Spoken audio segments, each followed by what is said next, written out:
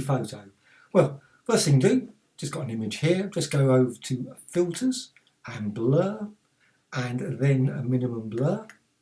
So once you do that, you see a little panel over there. It always goes over that side, so just put it to the center again, and you can see radius, and you can, what you can do, you can increase. Now you can see here, when you actually use the non-circular setting, you can actually see square blocks appearing. So now personally I prefer the circular one, so you can, if I increase that again, you can see a circular design there. Nice little smudging effect. Now, what you can do, just obviously create it, just a nice outline there if you want. That's basically a very good way of doing that. Now, click apply. You can see the design there. Well, of course, what you can do with these things, you can always apply it again. So you can say repeat the minimum blur, so you can apply it multiple times and just increase it like that.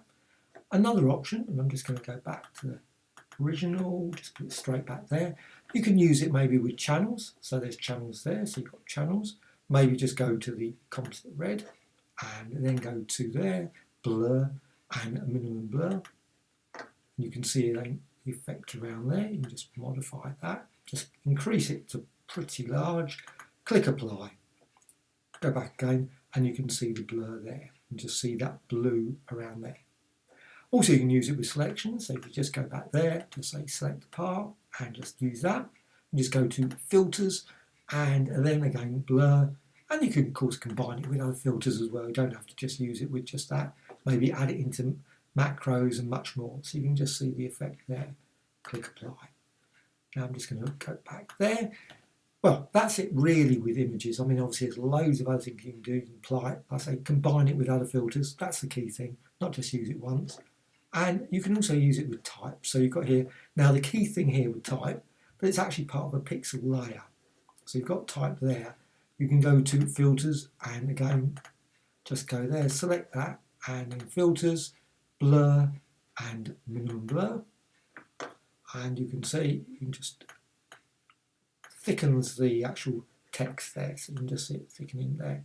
Now, the reverse happens actually when, say you go and select over there, tool, and just create some type. I'm just going to add some type, quick type there.